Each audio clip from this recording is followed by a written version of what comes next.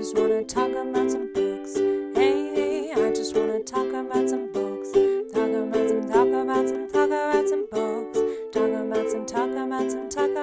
books. Hey, I just wanna talk about some books with you. Hey everybody, I'm Jo. And I'm JoJo, and this is Canonical Nonsense. And we are just 2 cups of Jo reading books. And we are continuing with the dragon canon today and the portrayal of dragons in modern fantasy. And what are we talking about today? Today we are going to talk about Priory of the Orange Tree by Samantha Shannon. We are going to be doing something a little bit different this time. Because this book is so very long, we are splitting it into 2 episodes.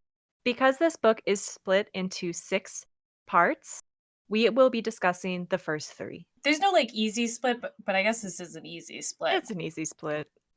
Yeah. It's a little longer than half, but... Do you want to talk about it? Because you did some research on this. Yeah, so some background on the Priory of the Orange Tree and Samantha Shannon. Priory of the Orange Tree is a standalone book that was published in 2019. Shannon has said that it is a feminist retelling of St. George and the Dragon, which she has a lot of feelings about, which is really interesting to read about. It is part of a larger series called The Roots of Chaos. The books in this series are all standalones, and these include A Day of Fallen Night, which is a prequel that takes place, I think, 500 years earlier than this book. And also Among the Burning Flowers, which takes place during the events of the Priory of the Orange Tree, just from a character who we don't get as a perspective character. This book is going to be released in September of this year. I believe this episode will be out by then, but just in case, let us know if you're enjoying it. Samantha Shannon is also known for her Bone Season series, which has 7 books in total, 5 main books. Cool. Yeah, I've never heard of the Bone series before, or Bone Season. Yes. So just a reminder that this is a spoiler-rich podcast. I haven't read any of the last 3 sections, but Jo has, so there might be some discussion of it, but I don't know what happens, so I can't comment on it. But we will be talking pretty explicitly about the plot of the first 3 sections, so if you have started it and you're not all the way through, or you think you want to read it, then I guess turn this podcast off and then come back. We'll still be here in the past for you in the future. Yeah. I do know a lot of people who were like, I tried to pick up the book and then I just put it down because I couldn't get into it. If you're one of those people, then this episode is for you. And now you'll know what happens. So Explicitly, I am one of those people. The whole reason that we are recording this podcast right now, not the whole podcast, but this explicit podcast, it was God, yeah. can I finish this book? Yeah. Anyway. Do you want to talk about whether or not we recommend this book? This is actually a canonical nonsense first. It is. In that me and Jo had very different experiences reading this book. I think we agree on the same, I think we see the same problems in the book, but I had a lot of fun with it. And I mean, you can explain your own feelings. I think that there were certain parts of this book that were absolutely wonderful, that were really, really great. And we'll get into what those are when we go over. Wow, she's really caging it. When we go over the synopsis. She's really caging it. Just say it. But oh my goodness, I had so much trouble getting through this book. There were so many issues with a whole lot of stuff, and I'll explain what those are, that I personally had trouble with. Now, if you like this book, if this book is really important to you, that's great. I'm glad that you enjoyed it. I like this book. But Keep going. What? Keep going, sorry. Oh, I mean, I think it's fine that you liked it and I didn't. But I think you, the listener, if you really like this book, that's great. I do think that it has some construction issues. I also think it has some construction issues, but I had a lot of fun with it still. There's a lot of dumb stuff in this book, but I don't know. I'm also I like to watch a lot of dumb CW shows, so sometimes, or just bad TV in general. So sometimes when something's kind of wacky and weird in a fun way, there's stuff for me, even if construction wise, I'm I wouldn't structure a plot this way. I don't think you need this chapter. I do have to say that when you told me, just think of it as a CW show, I was able to just, step back and enjoy it more. Because every time something stupid happened, I was like, it's a CW show. It's a CW show. And then I had an easier time with it. My God. Yeah, we'll get into it. So, would we recommend it? I would recommend it, but not if you need books to get started quickly or a tightly written book. And my opinion is that I read this book so you don't have to listen to this podcast and then our next episode when we go over the second half of the book. And you'll know everything that happens, and you won't have to waste your time on it. She reminds me a lot of when we would read early Naomi Novak and we'd be like, there's a lot there, but like there's just some stuff that aren't quite as polished. And Yeah. like Naomi Novak definitely worked it out later. I don't think she's quite as good as an early Naomi Novak, from my own No. opinion. This also is not her debut novel. No, but it takes a while to get good at stuff. Anyway, We should get into this. yeah, let's get into it. So before we start, I do just want to say some trigger warnings for the first half of this book. This is not trigger warnings for the entire book, but for the first 3 parts. And the big one is miscarriage. There are also some gruesome depictions of execution and like decapitated heads, which I thought was kind of like disturbing, like it was interesting, but it was, it might make people get the ick. And then there is an odd side. I don't actually know how to describe this. Really yucked you out though. This yucked me out so hard. There's a foreign body under the skin in the end of the third section that honestly it was really hard. I just don't like it when there are foreign bodies under your skin, and I had a really bad intrusive thought around it. It was not great. And the character has to pull it out of herself. So Oh, um it's fine. Let's keep going. it is pretty gross. I actually didn't have a hard time with it. I had a harder time with like this really minor thing later in the second half that I don't think most people would have a hard time with, that had to do with broken fingers. And that's my freak out personally. But yeah, when you texted me about this, I was like, oh no. And then I got to it and I was like, oh, JoJo. No, I just like have a real thing about like splinters and stuff. It's just like a Oh me yeah. thing, No, I think it's reasonable. I think it's totally fine. I just was expecting it to be much, much worse than it was, and then I was like, "I'm okay with this," but I can understand why someone would get really grossed out by it. I also read it at like 12 o'clock at night while I was like high, and I was like, nope, this is not, I'm putting the book down. I'm moving away. Okay. Should we start with the plot? Yeah, sure. This book starts with a really strong first chapter, and in it, a man emerges from the sea and asks to see the warlord of Siki. And I do want to read this first page because it was like, oh yeah, we're getting into some deep fantasy here. The stranger came out of the sea like a water ghost, barefoot and wearing scars of his journey. He walked as if drunk through the haze of mist that clung like spider silk to Siki. The stories of old said water ghosts were doomed to live in silence, that their tongues had shriveled along with their skin, and that all that dressed their bones was seaweed, that they would lurk in the shallows, waiting to drag the unwary to the heart of the abyss. Tane had not feared those tales since she was a small child.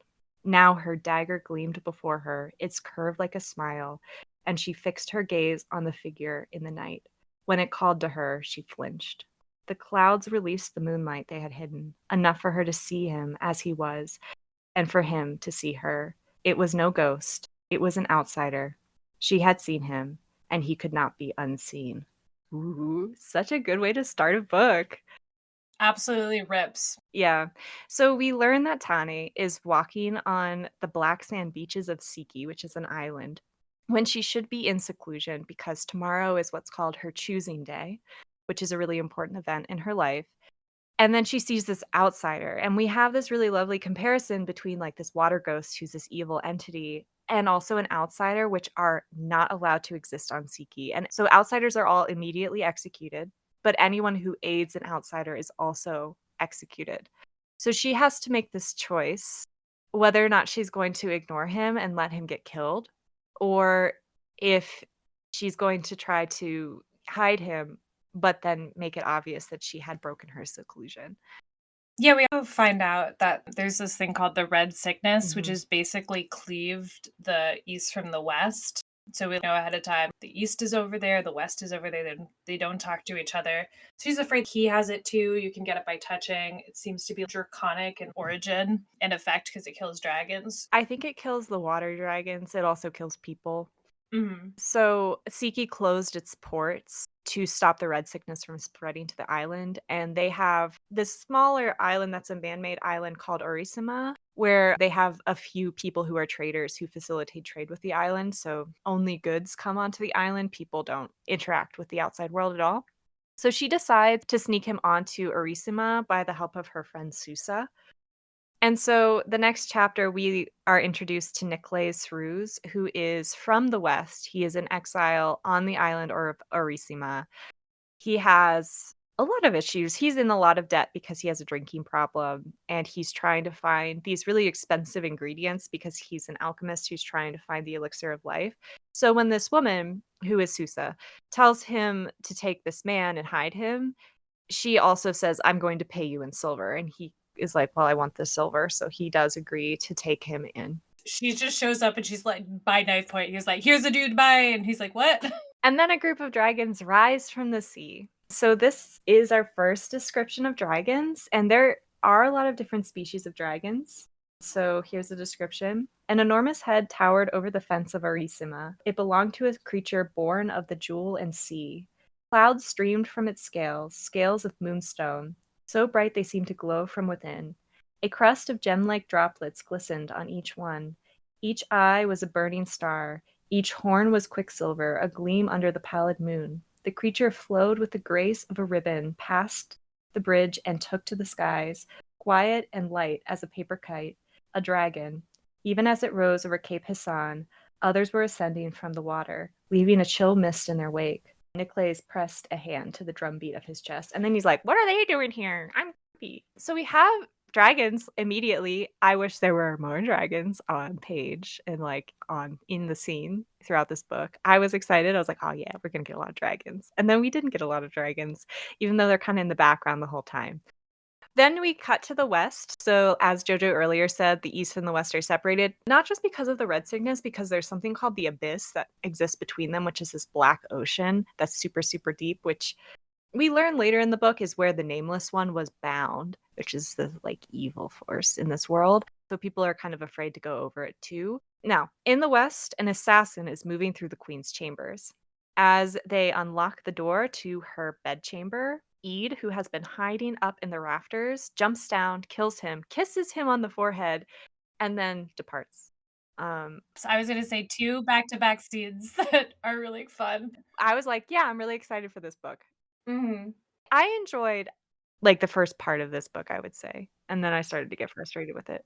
The book knows how to set itself up to grab attention. Mhm. And then it kind of spends like the next 100 to 200 pages putting a bunch of chess pieces out so we can then start moving them around. Yeah. I thought this was like a very traditional fantasy book where you have the first of 3 books and they had 800 pages. So I was like, oh, that's why it's so slow. There's just so much. And then we talked and you're like, nah, it's just this book. And I was like, oh, it's just really slow. I really think that this book would have actually benefited from being split into 3 books.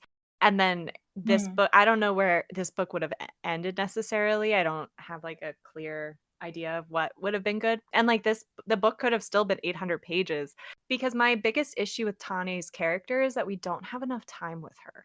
And I feel like we don't really have enough time with Do see you'll see this when we talk about it. And what we yeah. do see with her is just like not that like there's other stuff we could have done with her that's more exciting. Yeah. The only characters that we spend, I think, enough time with are Ede. Like, I love Ede, she's great. Who rules? I wish that, like yeah, and I just wish that, like, if you're gonna write other point of view characters, give them some more time because I don't think we do have enough time with them. But anyway, the next day, We have Ede talked goes up about a million different ways to chop off this book, and which just means that we think there's like good bones in it. We just would maybe, yeah. Yeah. Keep going. Yeah, the next day, E goes about her routine. She's a lady of the privy, which is kind of just a lady in waiting, but also kind of a maid. She like helps change the queen's bedding and things like that. She is told about the assassin by one of the other ladies in waiting. She's like, "Oh, you don't say." But inwardly, she's like, "I'm gonna figure out who's sending all these assassins," because there have been multiple assassination attempts. He does spend most of the book trying to figure this out. Ede then is sent to help a noble girl named Trude dress because it really described like she's being sloppy. She's not wearing her little like girdle or whatever. She's dressing poorly. So she's like, you need to go see what's up and help her get She's dressed. only wearing 5 of her 6 layers. Yeah. Scandal. She's 19. The girl asks about Trium Solyard, which is the man who washed up on the beach in the first chapter. And Ede's like, "Why? Are you pregnant?" And she's like, "No, I don't care about him. I just wanna know where he is." And Ede's like, "Uh-huh, likely story." Yeah, Trudy is introduced as an annoying noble who sucks, and it's a good characterization because she sticks with it for the rest of the book. I mean, you love to hate her, right? Yeah. She's right in the end, you know? Also, Yeah, we'll get to it. we cut back to the east where Tani is preparing for her choosing day. We learn that what the choosing day means is that every 50 years in Psyche, the dragons that live around Psyche, which are different. There's a lot of dragon lore in this. The dragons that live and help protect the East pick riders. So she, because she has been trained for this her whole life, has the opportunity to become one of these riders. She's like, I need to. This is my destiny. She is chosen to be one of the High Sea Guard, and this means that she will have the chance to be a rider, but will have to undergo multiple tests and this specialized training to get to that point. And she still might not be chosen by one of the dragons because there are only 12. And I forget how many people are chosen for the High Sea Guard, but it's more than 12. It's a weird thing where they're like, this is our special choosing test ceremony that lasts for like a month and a half. This is like our graduation ceremony.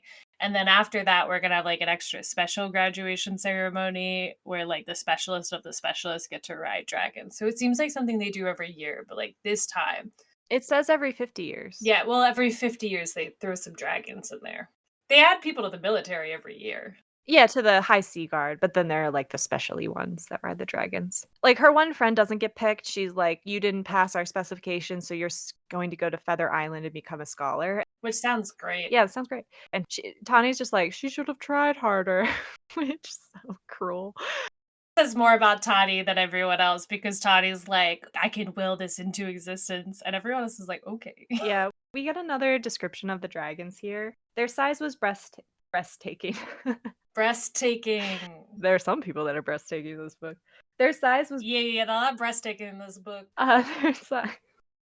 Their size was breathtaking. Most were Psychonese, with silvery hides and lithe whip-like forms. Impossibly long bodies held up their splendid heads, and they each had 4 muscular legs, ending in feet with 3 claws.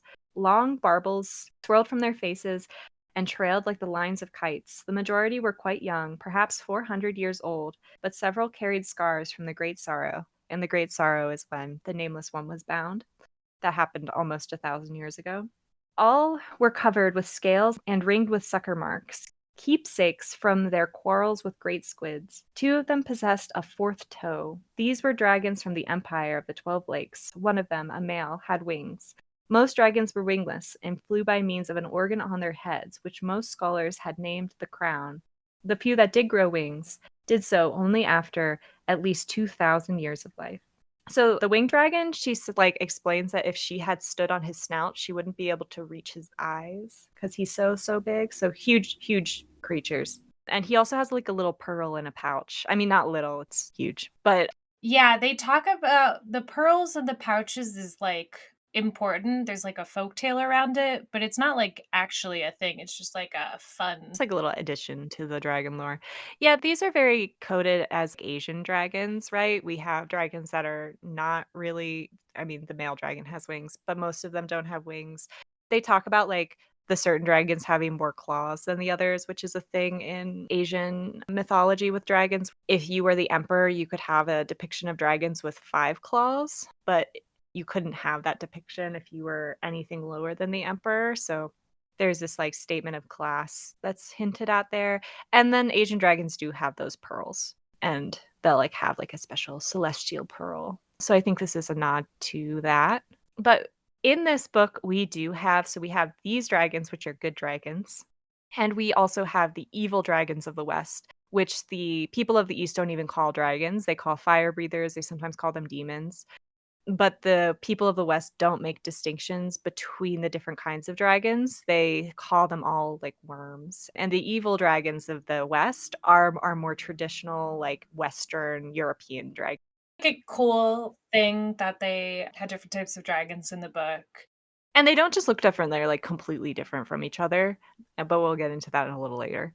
And do you think the book tries to do a pretty good job of like establishing place and different cultures? And I think the one of the ways they do a really good job of this is with the dragons, where like, different people have different relationships with the worms. So the Inish, where Eid is, are like all dragons are bad dragons. And then where Tane is, they have a lot of respect for dragons and they fight alongside them. They see them as gods.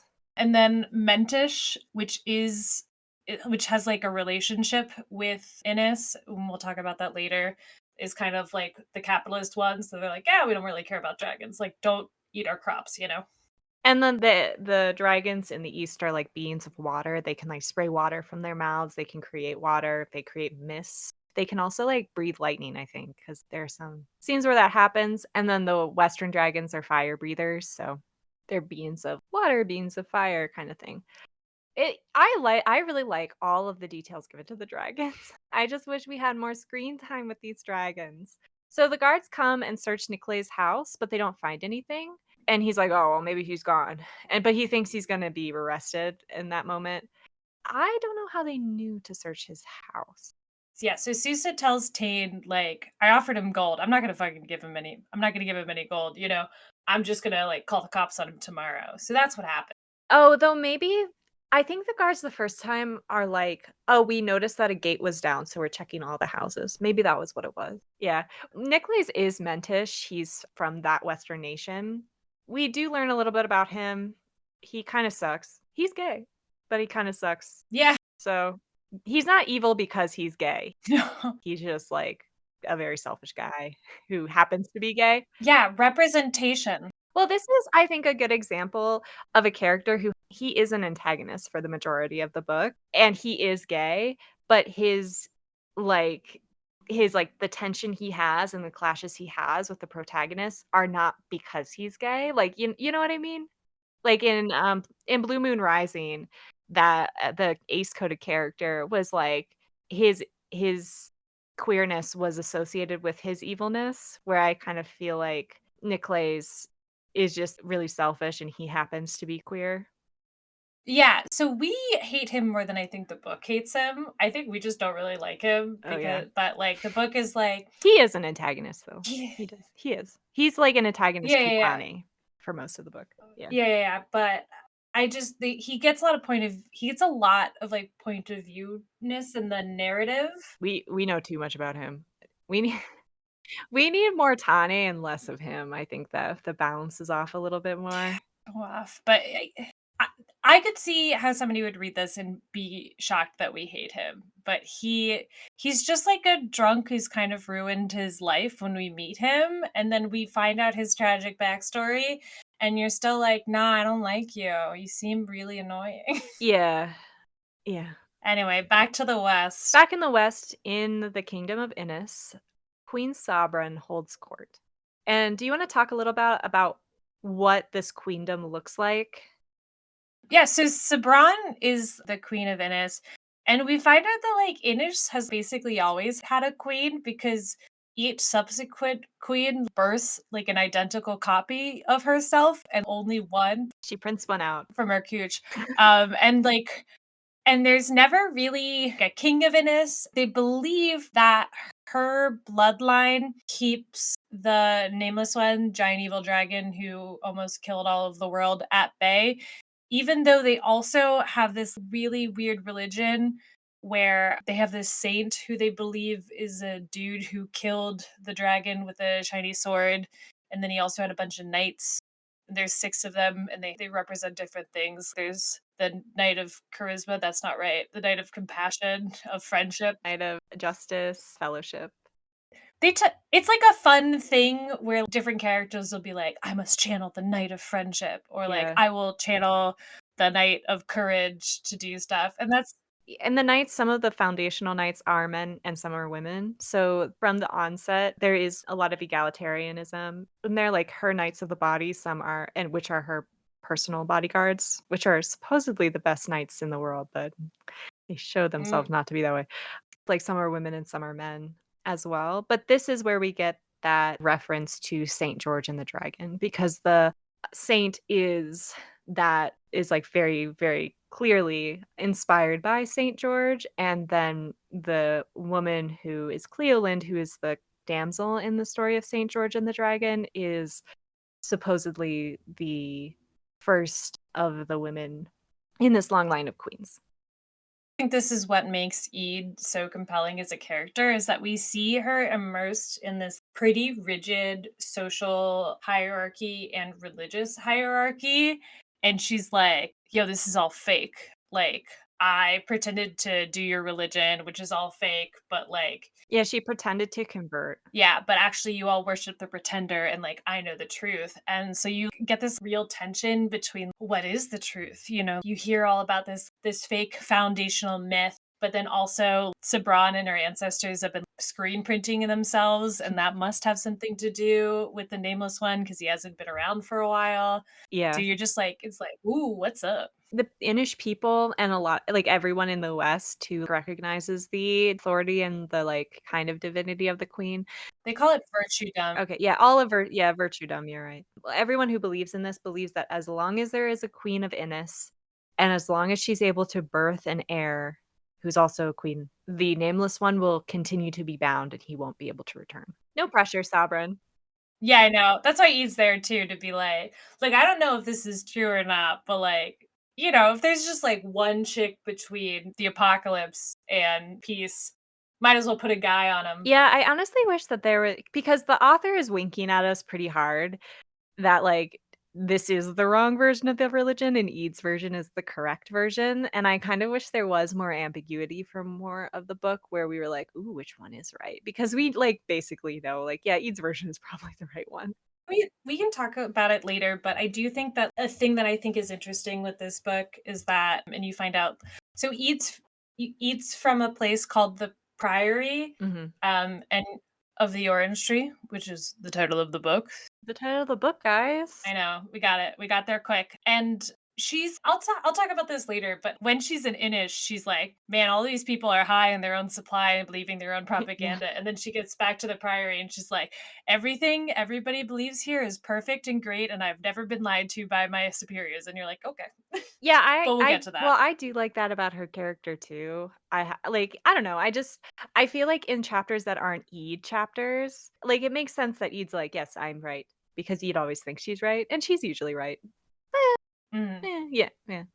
But in chapters that aren't Ede perspective chapters, I feel like we still get this heavy winking from the author, like, "Look how silly this other religion is." Mhm. Yeah, it's a little overpowered, but you kind of don't mind it because she's so crafty about it. Like Yeah. she's not just brute forcing her way through it. She's like being smart about it. Back in the West, so we are still in the West. So Queen Sovereign holds court, and here she is presented with a black pearl and an offer of marriage by a Mentish prince.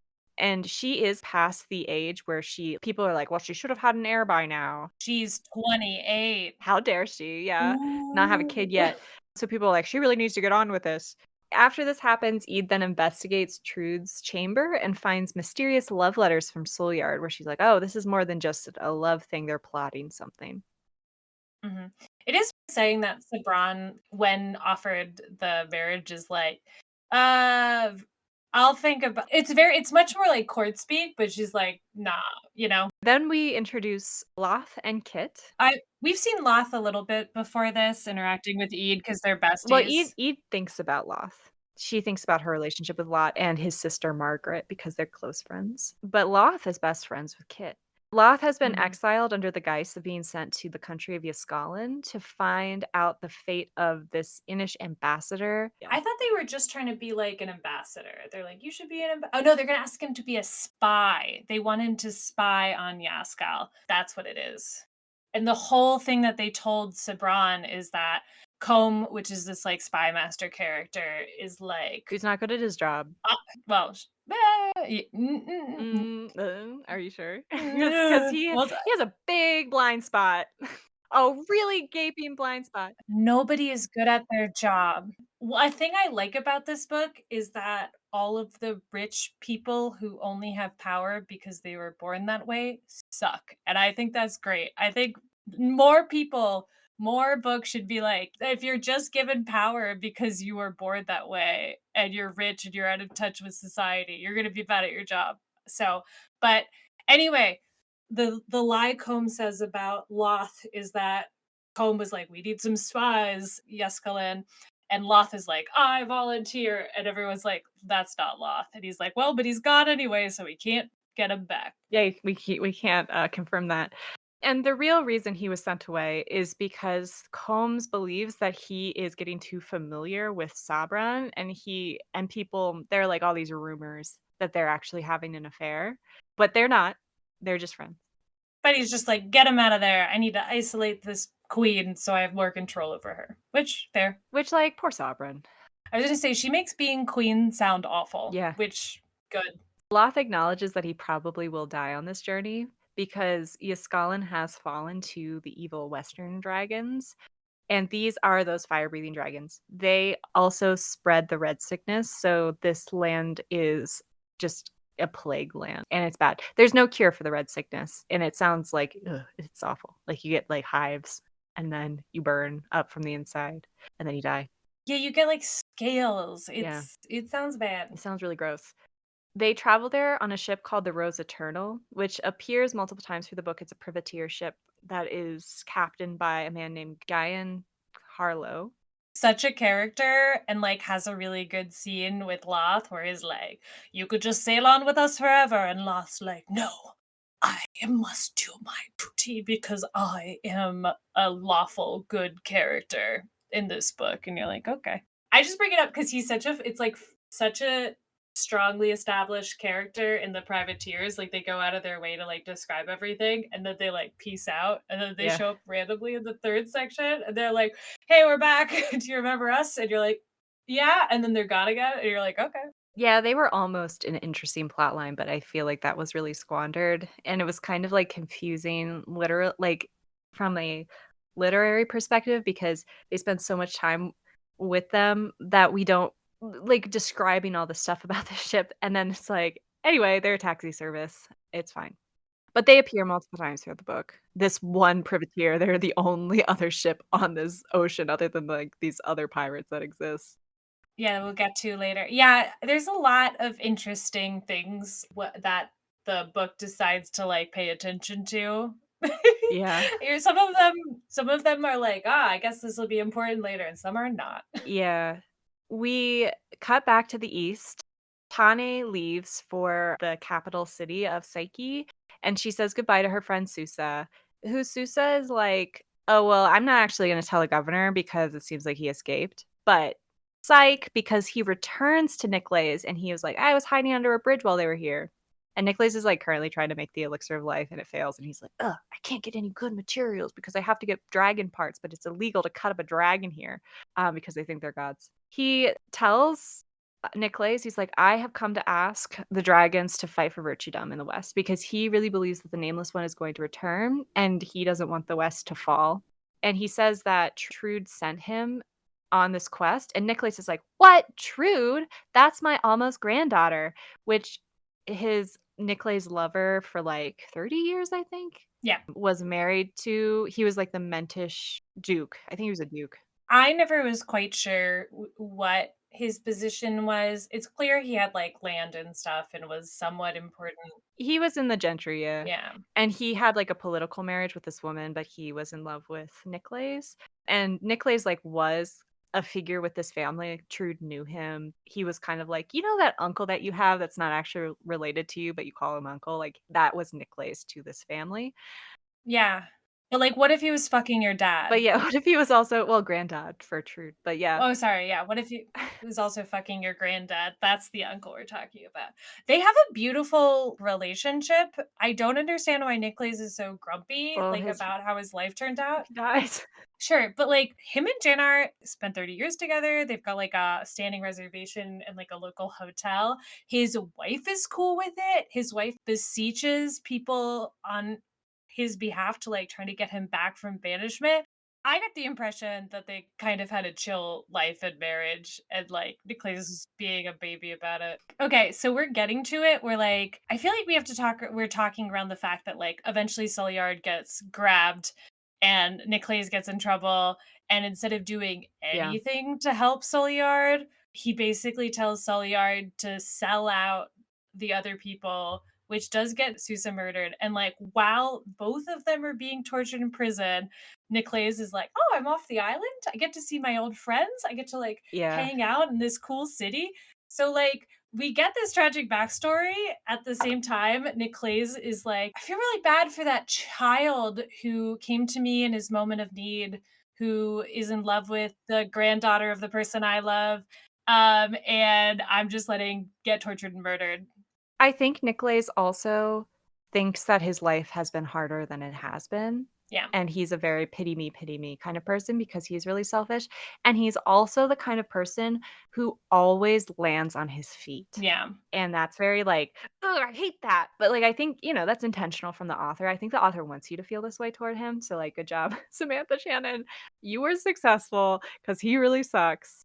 Yeah, I'm not sure that was the thing based on the narrative. Like, whenever you give someone the point of view, I always feel a little bit like, especially when all of the other point of view characters are heroic and heroes, Yeah. that you're like, this guy is one of them, and you're like, no, he's not. Get out of here. No, he's actively antagonistic to Tane the entire book. So, anyway, back in the West, Ede is invited to dine with Sabrin and the other, like, her ladies of the bedchamber, which is her, like, inner circle, and she's asked to tell the tale of the saint in the way that is told in the South where she is from. And she almost does, but then Sabrin's like, no, no, no. That's wrong. Tell it the right way. Because Sabrin's a huge bitch in, like, the best way. And she's like, "Fine." Sabran was also so Sabran's mom died in, like, a Horrible horrible, way. horrible fashion. She was given a dress with basilisk venom in it, which I think basically ate her like acid, is the impression I got. Yeah, burned her alive, which is, like, a myth thing. Medea does that in Medea. Great. I mean, not great, but And actually, that happened in another book we read. What was it? so after that, Sabran is basically taken in by this lady whose name is Crest, who's kind of her mom's age. It was And Aragon. Sorry. ah. Aragon had that, like, elixir thing that would burn that, like, made clothes like venom and would burn you. Oh, yeah, that he wouldn't burn anyway. Eric Sorry. got in this book. Well, it's a myth thing, so it's like a thing. Cool. So, but anyway, so Crest basically takes Sabran under her wing and raises her, Yeah. and Crest is super religious, which is why Sabran is so religious. So Ede thinks of the saint as kind of this heretic who claims to have killed the nameless one when actually it's the damsel in this, Cleoland. So Sabran kind of starts telling the truth about who actually killed the dragon, and Sabran's like, that's not how it goes. And he's like, I thought you wanted the version from the South. And she's like, "Mm, Yeah, because the version from the South, Cleoland Gallion, who's the name of the saint, ah, comes and he falls in love with her because she's going to be sacrificed to the dragon. And he's like, "If you let me marry you, I will slay the dragon." And Cleoland's like, "Fuck you." And then she, like, demands his sword and he gets, like, wounded. And then she takes up his sword and she's the one who's able to wound the dragon. And so he's kind of, like, creepy and gross to her. Not kind of. He is creepy and gross to her. And then she becomes a hero. But in the West, it's like, oh, she needed his help. also explicitly the West is where he slinks off to. So it's kind of interesting Yeah. that you have this religion that's based in the South where all of the foundational myths actually happen, but everyone's kind of like fucked off to the north. Yeah. We also learn that Ede has been sent by a secret group of mages that are part of the Priory of the Orange Tree. We already said. Oh, but she's a mage also. She's magic. She has fire magic. We said it earlier, but this is where we find it out. This is where the trope comes in of the secret group of magic women who is kind of feared, who has the Eye of the World, or the Wheel of Time, the Aes Sedai, or the Faraday in Dragon Prince. She wards up, which is how she knows that Sabron's been, like, people are trying to kill Sabron. She's trying to protect her, and she realizes her best chance is to become one of the ladies of the bedchamber, so she is trying to ingratiate herself with Sabran, but she's like really proud, so she can't let herself really do that. She can't just be like a yes man or a sycophant, which Sabran actually likes, so it works out in the end. But Ede tells Trude later that she's like, meet me later so we can talk. And then Trude does tell her, well, this is why Sulyard went to the east. So she knows why Sulyard it is to like try to convince these dragons to come fight for them. And she's like, well, that's stupid. She's not wrong. She's not wrong, but oh. Kit and Loth see a dragon fly overhead on the ship. We learn that this dragon is called a High Western and are told that it is Fyradel, who's the right wing of the Nameless One. Fire is in his name. It is 200 feet long. It has not been seen in hundreds of years, so he's waking up and they're like, oh no, he's awake. And we also learn that the lesser dragons, so there are like all of these lesser dragons in the West that are Sleeping in caves. They're just kind of like hanging out. And then sometimes if you wander into a cave, like you're a farmer, you'll like wake up a dragon and then they'll have to like kill it. But for the most part, dragon attacks aren't common, but they're becoming more common. And then we see this big dragon, this High Western, and we're like, oh, shit's popping off. the origin of the Nameless One was that he was like born from a volcano. And then that when he was born, it was called the Dreadmount. It let out other worms. Okay, here's the quote. First came the 5 High Westerns, the largest and cruelest of the draconic creatures, led by Fyradel. He was the most loyal to the Nameless One. So too came their servants, the Wyverns, each lit with fire from one of the High Westerns. These wyverns made their nests in the mountains and in the caves, and they mated with fowl to birth cockatrice, and with serpents to birth basilisk, amphitheater, and with ox to birth Ophitar, and with wolves to birth Jackalus. And by means of these unions, the draconic army was born. So the 5 High Westerns can control all of their progeny, but if you kill the High Western, their progeny lose their fire. So then they just become like kind of dumb animals and they can't be like directed or controlled. Yeah, real vampire rules. Like Yeah. kill the head vampire and they all become less vampires. Yeah. But this is like a oh fuck moment for them because he's like huge. He's like 200 feet long, I think, is what it says, which is that's big. But he doesn't like do anything to the ship. He's just flying overhead. We talk about the We kind of went through Nicolase's plotline, but after this scene, he gets arrested with Sulyard. yeah. Back in the West, Ede is asked to walk in the garden with Sabran, and Sabran is like kind of asking her questions, but then kind of becomes uninterested. And then Ede accidentally, well, not accidentally, I mean like intentionally, but she can't hold it back, contradicts Sabran, and Sabran's like, ugh, and then leaves. And Ede really is like, oh, I really whiffed it. Like, I'm just like, I'm failing at this. But there's a little bit of like a budding tension between the two of them where it seems like Sabran's like, I want the specific answer from you. And Ede's like, I'm not going to give you that answer. Yeah, this was the moment when I texted you that I shipped them. I was like, oh, I hope Ede and Sabran kiss because they've got weird chemistry. They do.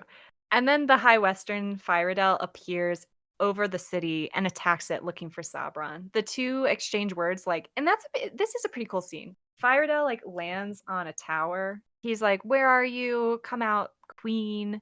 And Ede, this is from Ede's perspective, and he's like, "Do not show yourself. Do not let him kill you." And Sabran, who really believes that she cannot be harmed by the fire, is like, "I'm here." And they exchange words.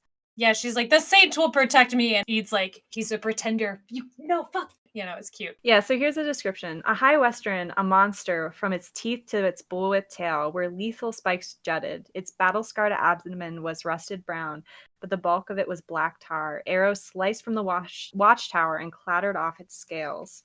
His tail coiled serpentine around the Dern Tower, and his claws found purchase on its roof. Tiles crumpled away, forcing the guards to scatter. His head was crowned with 2 cruel horns. Eyes like pits of magma gleamed from the dark. And then he says, Sovereign Queen. And the sky itself echoed with his words. Half of Ascalon must be able to hear them. It says he exposed his metal teeth. And it talks about how they are glowing red from the fire inside him, which is so cool. They're like, these are magic dragons. They're like, these are forces of magic, and they are rad. Yeah, you really get this feeling like this is a demon. Like this, like he's cool and so scary. And so they exchange words and time, and he's trying to get Sabrin to like pledge herself to the Nameless One, and Sabrin's like, never. And then he blasts a fireball at her, and Ede is able to use the last of her magic to deflect the fireball. She's like, force field activate around Sabran. There's like a Yellow bubble. Yep. And so there's this like perfect circle around Sabran where she the like tower that she's standing on isn't blackened, and then Firedell, who recognizes that magic, is like, ugh, and then he flies away. And Sabran's like, haha, I was protected by the saint. And Ida's like, oh my god. And then Trude appears, is like, you're a witch, me. I'm gonna tell everyone that you're a witch. This doesn't go anywhere. Ede threatens her and is like, I'm gonna tell everyone you are whatever. And then Ede passes out. Yep. It's great. She passes out a lot in this book, so it's a good scene though. Yeah. I get it. She uses the last of her magic. Yeah, it makes sense here. She faints a lot, but yeah, it's a little silly. She faints like 4 or 5 times. She gets stabbed a couple of times, like, Uh-huh. just a lot of fights. Tane arrives in the city of Genera, which is the capital of Psyche. Just a great scene. The descriptions of the cities in the east, like, are great. Yeah, there's this group of people who like the style is that they want to look like they just walked out of the ocean, so they even oil their eyelashes so their eyelashes look wet. And they got fish scales in their hair. And like pearl dust on their skin. Tane has a bunch of montages of her doing the various trials. Yeah, we don't have to go into them. Yeah, I'm not going to describe any of them because they really aren't important. She suffers from burnout, and she's being bullied by the most one-dimensional noble character who was ever written, who's like, "Ooh, you're poor," every single time they interact, and that also doesn't go anywhere at all. There's like that scene from Booksmart also where Tawny is like up late practicing like knife tricks, and she's like, I have to be the best. I can't sleep. I Yeah. can't relax. And then like 2 other people are like, hey, we're like great at being knights or whatever, or like sea wardens. And like we also go to bars and fuck. Which is that scene from Booksmart where they all find out that even the people who partied got into Ivy Leagues. It's just like a very weird and funny scene that I enjoyed and has no bearing on anything in the plot. It is just a weird total thing. Yeah, the issue with these scenes, we get a lot of them, they're pretty short, is that we understand that she's suffering from burnout and she's a really serious person and she's very goal oriented as a person. I don't feel like we get to know her as a character. I feel like she's so opaque still. Yeah, you don't really get a sense of her that you wouldn't have gotten from the earlier scenes. They're sort of Yeah. repetitive in that way. It, as I was reading it, was like, oh, you can't have a fantasy book without a magic school in it anymore. So this is our requisite magic school. Like the check mark is gone. We're done now, Yeah, I said to JoJo, I said that I wish that all of these scenes were actually flashbacks because I think that they would have actually worked really well as flashbacks. Because once Tani kind of gets into her plot after this series of montages, we do get to know who she is a little bit more. And I don't even think that these scenes would have had to change that much. And then we would have seen a little bit of like her suffering and her hard work and stuff. I am pro flashback. I know some people aren't. I mean, it depends on how it's handled, right? Like cliches and tropes, which I guess this is more, I think, of a writing trick, like a different way of communicating information than it is a trope. It's just like, it's how you use it, not about. I mean, the magic school is a trope, Mm. which is not necessarily a bad thing. It's about how you use it. It's just kind of boring, and I'm like, okay, we know she's gonna get the dragon. Yeah, the book just suffers from the fact that it wanted to start all of the plots at the same time, and they move basically at the same time through space. But he's doing a lot. Tawny's not really. So it's like there's just a miss. And the dragons aren't even in this scene. It seems like they're not there to watch the trials, which they're the ones that like I think pick the riders, and it doesn't make they're not described as being there. So I was a little confused by that too. One scene once at the beginning. Yeah, the first trial. Yeah, the dragons kind of laugh. All right, Loth and Kit reach Yaskalon, and it is a hellhole. There is a plague everywhere. They're taken by a carriage, which has like one of the ladies in waiting of the princess of Yaskalon up to the castle, and this carriage is drawn by dragon wolf hybrids. When they like see the castle walls, there are like all these dead people hanging from them to feed the cockatrices, which is super gross. It's just like awful. It sounds like an awful, awful place to be. Like hell. Yeah, like hell. Which probably. But also a really cool place to be. We're like, ooh, yeah, this place is weird, terrible. I wonder what Loth and Kit are gonna get up to. Anyway, back at the farm, Eid.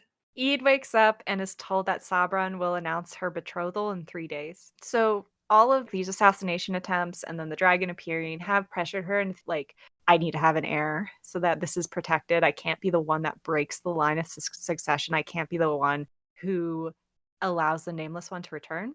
And Eid's like, well, maybe it's Combe, who's the spy master, that's been sending these assassins, like to make Sabrin more likely to marry. She's like, these Yeah. assassins suck. Like, I don't think they actually are meant to kill Sabran. I think they're trying to scare her. Yeah. She accepts this betrothal to a guy named Livellen. He seems like a nice guy. He's like kind of cute. He's older. He's like 40, but like still hot. Like old but wood. One of the ladies in waiting is like, oh, damn, he's hot when he appears. I thought he was in his 30s, but whatever. It doesn't really matter. Sabrin asks Eid what she thinks, and Eid's like, oh, he seems fine, whatever. And she realizes that Sabrin is starting to take her in as a confidant. And then Eid meets with a man named Chasar, who is from the Priory, and he came with the Mentish group with Livellen. He tells her that she will be removed and sent back to the Priory, but Eid's like, well, wait, can I wait until Sabrin's child is born? I want to protect her until the line of succession is secured. And he's like, well, I'll ask the prioress because they just got a new prioress. And the prioress like, I don't understand why we're doing this. We need to look inward, not outward. So he leaves and goes and asks. Back in the east, Nicholas is sent to the governor and is questioned. He tells the governor what happened and they bring in Susa. He's like, yep, that was her officer. The governor pardons him, but places him under house arrest until they can kind of resolve the situation. But he places him under house arrest in Genoa, which is that capital city. And he also allows him to see Soliard. He's like, well, let me see him. And this is where he sells Soliard. He's like, you should cooperate. You should tell them who the other woman was who brought you on shore. And Soliard's like, well, the woman who brought me on shore had a fishhook scar under her eye. And I believe Tani brings this up like a chapter before, the fact that she has this fishhook scar below her eye.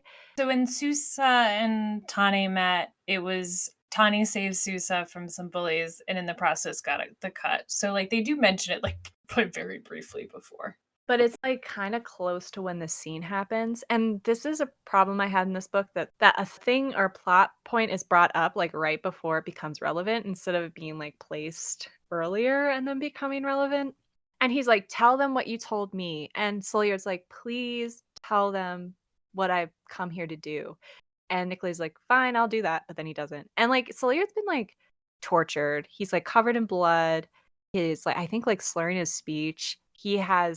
His head has been tattooed to like mark him as a convict. And Nicholas doesn't care because he sucks. Talking about earlier, even though we know Nicholas' tragic backstory, we just find it really hard to like him as a character because he just doesn't. He literally like goes on after this and has a lovely day in the city. He's like, I'm so happy I'm free. Yeah, he's just excited not to be on Arisima. It's pretty awful. Yeah. Loth and Kit, they have to wait a little bit because they have to be checked to make sure that they don't have the red sickness. They're like kind of quarantined for a bit. And then they're brought down to the court where the Princess of Yaskalon, she's like wearing a dragon mask, like a metal dragon mask. She taunts them. She tells Loth to dance with her lady in waiting, and then she kind of makes fun of him. But as they're dancing, her lady in waiting slips him a piece of paper with a note that says to meet him in a certain place in the castle afterwards. He goes to meet with her and he finds the princess, and they are in this like old chapel of virtudom that has been ransacked. All of the fire in this building is red because draconic fire is red, but the candle that she is holding is not red, it's like a normal flame, and he realizes that she's part of this resistance, but she has to be really careful because she's being watched. So she basically says, like, Fyradel is ruling Yaskalin, and he took over our city so swiftly that we couldn't fight back, and that she sent the previous ambassador on a mission, but he had died, and then she asks him for his aid, and he's like, "Of course, my knight is the knight of the fellowship. I can't deny you this aid." So back in the east, Tani passes the water trials and she gains her dragon. Yeah, there's this long scene of people getting their stuff, and then they're like, and then Tawny, and then it's like a dragon, and then it cuts away, and you're like, wait, I wanted to see her with the dragon. It's annoying. Yeah, it was cooler when the other two people got their dragons and when she gets her dragon. She does get the Custrian dragon or whatever, which is the special one with the 4 claws instead of the 3 claws, who's huge. Yep. Then we cut away from her. In the west, they move to like their winter dwelling, which is called the Briar House. Sabrin tells Ede of her dreams. Ooh. And she's dreaming of this woman named the Witch of the Woods. This is the only time I feel like that the foreshadowing worked really well. And she tells her these like really fucked up dreams that she's been having. Like one of them, she's pregnant and she's giving birth, but Fyradel is between her legs. His mouth is open. So if she gives birth to her baby, it'll fall into his mouth. So she's holding her legs together, but she knows that she's suffocating her baby. It's like really freaky. We finally get to see behind her armor, and we see that she doesn't really sleep at all. They talk about how she only sleeps with a candle like a child. And you just sort of see that, like, oh, there's a lot riding on her, and it's really hard. You get an idea of this from her and Ede and her not wanting to get married because she's like, she's a lesbian. She does not want to marry a man. Poor Sabrin. She goes through a lot. Yeah, so in the east, Nicholas gets to Genera. He randomly and immediately stumbles across an old doctor friend after his palanquin abandons him and steals all his stuff. And the doctor friend's like, "Oh, well, you can stay with me." And then the warlord summons him. And so it's like, "Oh, yeah, you can stay with your friend." And this is an example of him falling on his feet. This is also an example of the book just having a completely random thing happen when they could have written it to make sense, but they didn't. They wrote it to be random, to be coincidence. And coincidences can work in books, but the amount of coincidence. Yeah, there's a lot of times where I'm just like, the plot needed to move along, so something is happening because of that, you know? Yeah, but they could have just been like, "Well, we're going to assign you the doctor friend." Sure, sure, sure. Or he knows where the doctor friend lives, so he's like, "I'm gonna go there." It's just some story loop, you know? Like, you just need a Ew. Ew. No. no, it's some story loop because you just gotta get the story going, so you need to lubricate it a little bit by introducing a Ew. random Ew. character. Okay, okay. In Yaskalin, the princess takes Lot to see her father, who is infected with a specific kind of the red sickness that allows him to be puppeted by Fyradel. So Fyradel can see through his eyes. But she's drugged him, and then he gives us this amazingly long exposition dump about how he killed Rosarian, who is Sabrin's mother. Chained to a bed. She's like keeping him down there because she It's crazy because it seems like his body is like decomposing because he's like been to a bed, but he's got this like red sickness and he's like talking like a possessed king. It's a cool scene. Sorry, I'm interrupting. It is a cool scene. He tells him that he killed Rosarian because he thought she was having an affair, though I don't think he was married to her, though. What we find out is that the king of Yaskalin is a bad dude. He sucks. He kills Rosarian just because he doesn't like her or something. It's because maybe she thought she was having an affair or whatever, but it's like out of malice. When he was courting her. Because she does marry someone, and then there's like this plot line where she may or may not have had an affair with the privateer captain of the Rose Eternal, which pops up every so often. The fancy taxi service. Yeah. But it's implied that he infected himself with Fyradel because he was power hungry and wanted the power, and now it didn't work out because Faradel's puppeting him, and that's part of the reason that Yaskalin fell so quickly is because Yeah. instead of mounting a defense, this dude is like, I'm gonna make a deal with the devil real quick. It did not work out for him, but yeah. He has this really great line. So like as they're speaking, the drug is starting to wear off, and Loth is like really disgusted with him, and he takes joy in the fact that he killed Rosarian. So Loth says, "The Knight of Courage turns his back on you, Sagoso Vitalda," his voice quaking. "Her hand was hers to give to whomever she desired. Damn you to the womb of fire." Sagoso smiled. "I'm here," he said, "and it is paradise." The gray in his eyes flickered. red flecks ignited inside him like embers. Ooh. Yeah, he sucks. And poor what's her face. Yeah, the princess.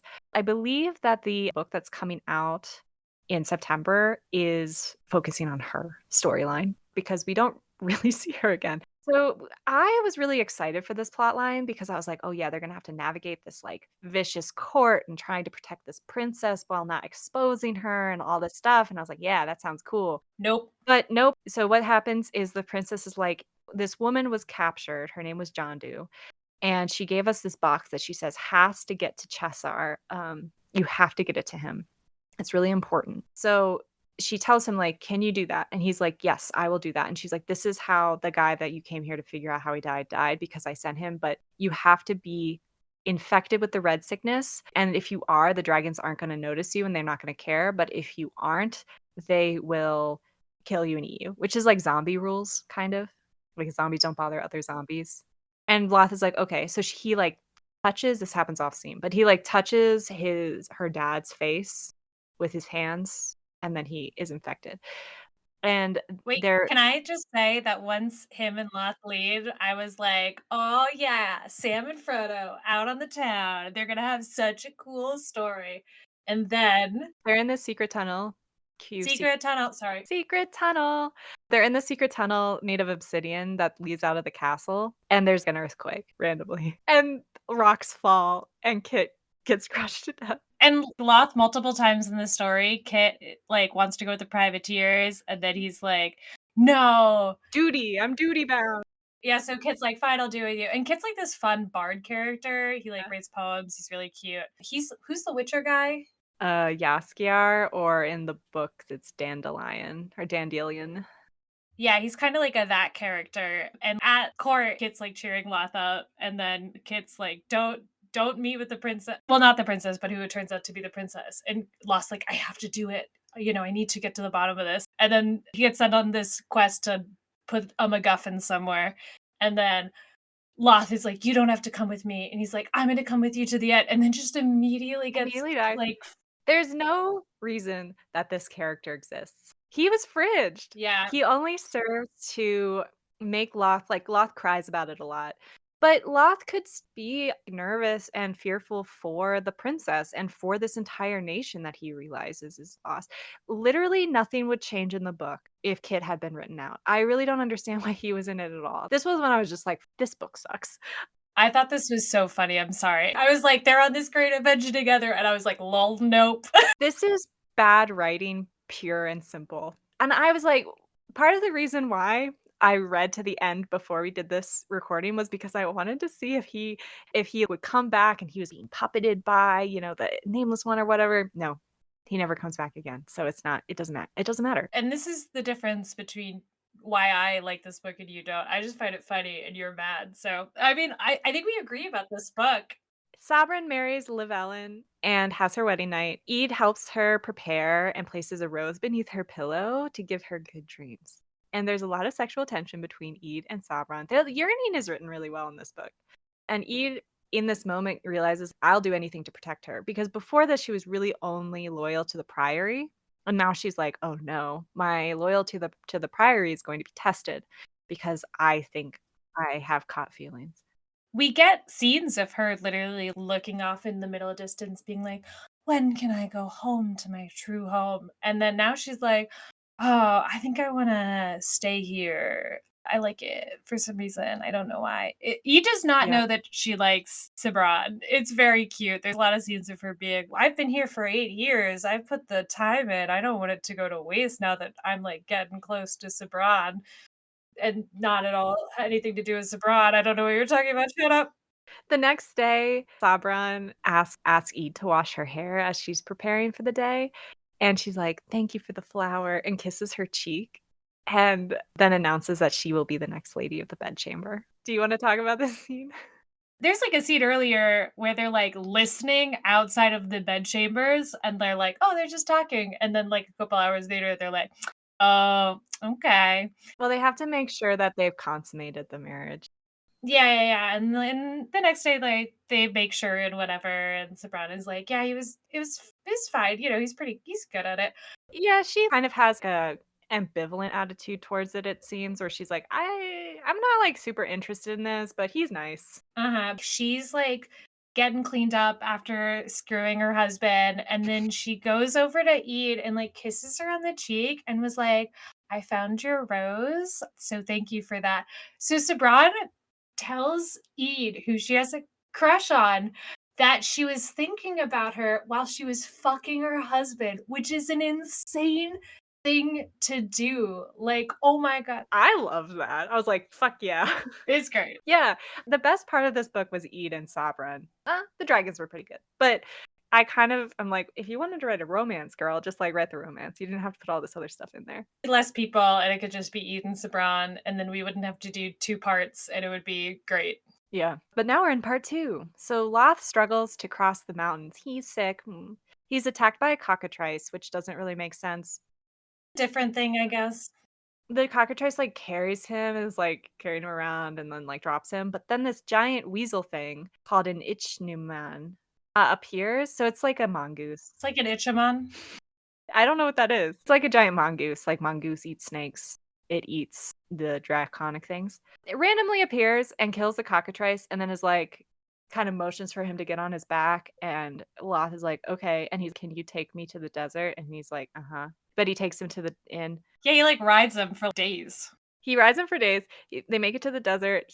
There's this actually kind of funny scene where he's like, "I need to buy a water flask."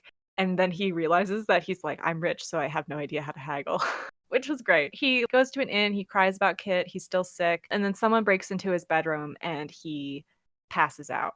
When he wakes up, he like has a moment where he's like, "Oh, the blood blaze has set in." But when he really wakes up, he is healed. He's in the corridor in the dark, and Chisar is there, and he's like, "Well, where'd you get the box?" So Chisara is like Eid's bestie.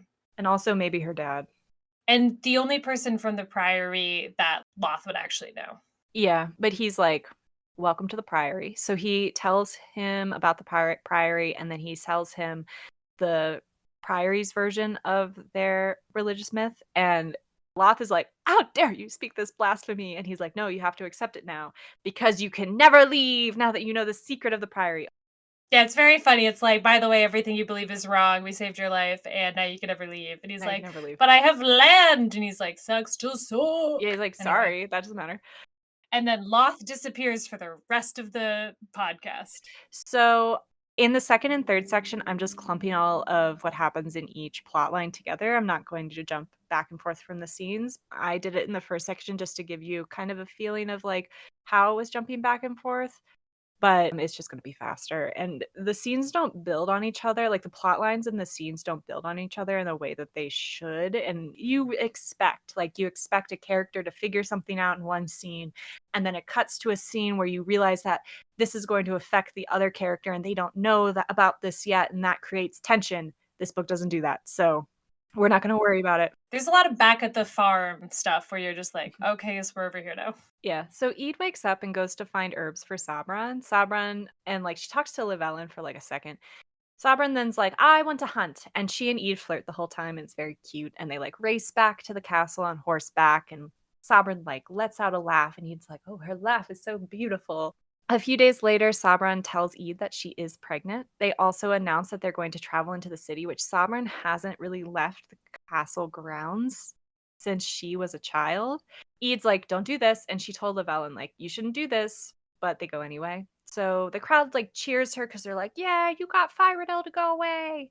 But then they go to a poor district and they're attacked by people in plague masks. Eid, Sabran, Llewellyn, and the Knights of the Body, or one of the Knights of the Body, are able to hide in a building but are attacked there. Llewellyn is immediately killed. He had like 12 lines. So they like kill a lady in waiting before they get to safety in front of Sabrin, and it's traumatic. And then people are like, "Hey, we're outside and we're the good guys. You should let us open." And Eid is like, "Do not open Yeah. that Like, don't- door." And then Sabran's like, "Yeah, you should open the door." And then like her husband is immediately shot. And it's like another person killed explicitly because one character made a mistake. And it's funny because Sabran makes the first mistake to go out and then makes a second mistake. A person gets killed for each mistake she makes, which is just sort of one way to do plot, I guess. It's so brutal. Kind of Llewellyn's fault because he's the one that suggested it in the first place. But it's still like, I was just like, "Oh, well, See ya, I guess. He served his duty. She is now pregnant. I thought he was gonna be secretly evil because the evil queen was secretly good, and then we get one scene of him being like, "Sabran, I love you," and you're like, "Oh, wow, he, like, actually loves her, and, like, they're in good relationships," and literally, like, 2 pages later, it's like, "Arrow, arrow, dead." Yeah, he had literally no personality other than, "I'm nice." It's like that scene in Parks and Rec where Chris Traeger is asking Andy's character, like, "Well, what do you have going for you?" And he's like, "I'm nice." And he's like, "Okay, nice." And then he's like, "What else?" And he's like, "I'm in a band." And he's like, "Band?" And then he's like, "What else?" And he's like, "That's it." Is his character. He is nice, and he is monarch of a country. Yeah, he is land. So he's dead. Ede, like, is able to get the next assassin to take off their mask, and it's Trude. And she didn't mean to kill him, but she just wanted to do that weird thing that motivates Sabran to make friends with the East, which how? Why? What? Trudy is so wrong in all of her choices, and I love that she's consistent about that. She's just like, I will have one idea, and I'm going to throw as many bodies against the Yeah. wall until it, Yeah. She's really like her adoptive grandfather in that way. She is willing to sacrifice anything to get what she wants. no matter how dumb the plan is. Yeah, speaking of which, Nicholas is having a great time. And then he learns that he's going to return to Orisuma after the ordeal is over, and he's like, "Ah, damn, I wanted to go back to Mentodon." So he goes out into the market where he randomly trips and steps on Tane's boot. And then he recognizes her scar, and he's like, "I'm gonna scheme."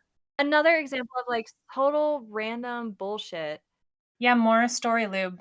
It would have been so easy if the people who were in charge of his house arrest were like, "Hey, the dragon riders are all being presented today. Let's go see them." And then he's like, "The one dragon rider has that scar on her cheek." And that would have made more sense. Him finding out that she's a dragon raider is now really important because he needs dragon stuff for his thing. He looks at her outfit and he's, oh, that's the outfit that the dragon raiders wear. She's got Yeah. dragon access. Yeah. So, meanwhile, Tane is spending her nights with the dragon, and the dragon dumps an entire chapter's worth of exposition on her. Do you want to talk about the star and all that stuff?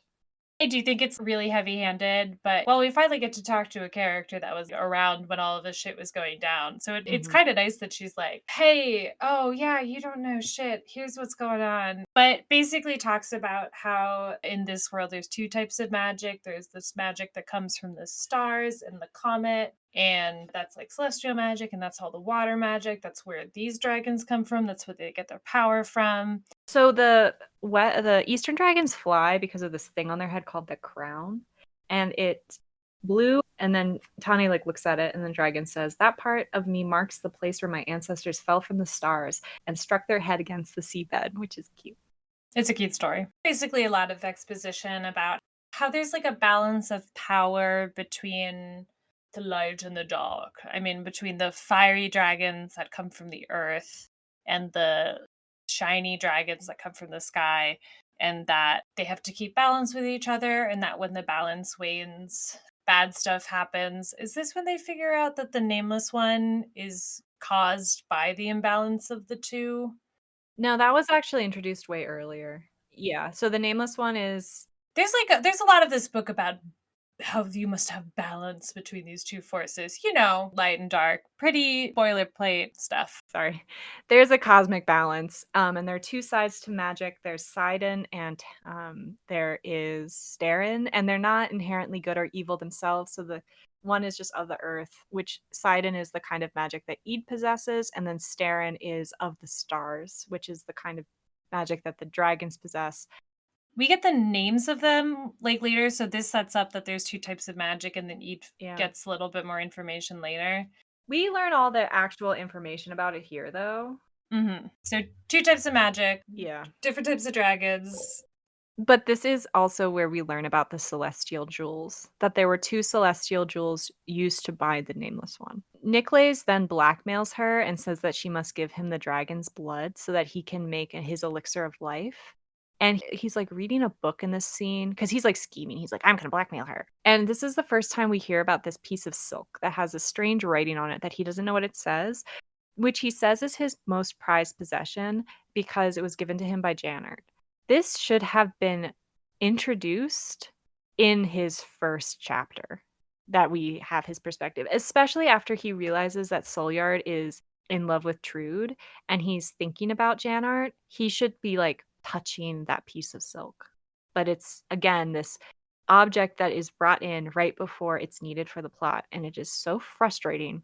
Tane, because it is a mortal sin in this land to harm a dragon, is like, I'm gonna confess instead of harm my dragon because I would rather die than harm my dragon. But her dragon is, oh well, I'll just go get Susa and Solier. Don't worry about it. Like, I get it. Very clear that the fear of outsiders is something that is in there's a lot of stuff that each culture has in Ish, the Priory, and Psyche, where it's just clear some ruler is kind of shitty and is implying these rules on it, and they're like not actually they don't exist for a real reason other than to hurt people and subjugate people based on the will of the ruler. And the dragon is like, I don't care that you brought an outsider. We used to like hang out with other people. Like we used to be friendlier, and I think we should be friendlier to other people. So I'm gonna like go use the fact that everyone thinks I'm a god to like clear all of this nonsense up.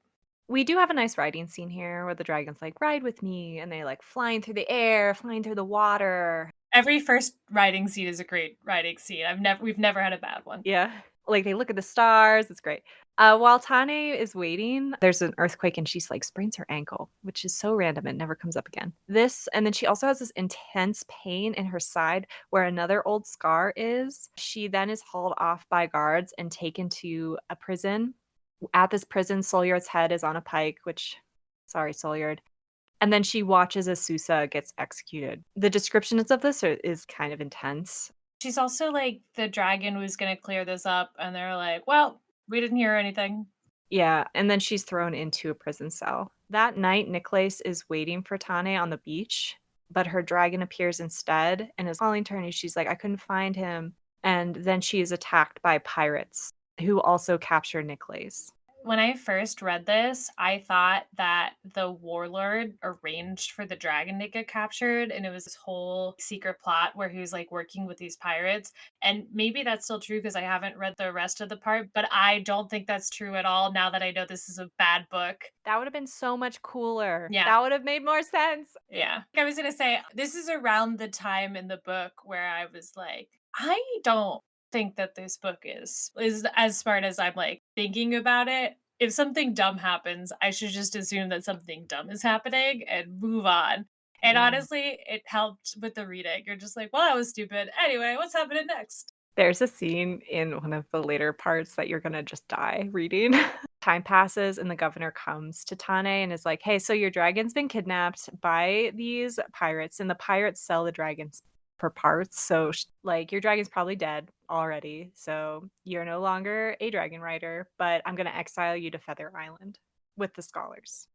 He's pretty nonchalant about one of their like 12 dragons getting murdered.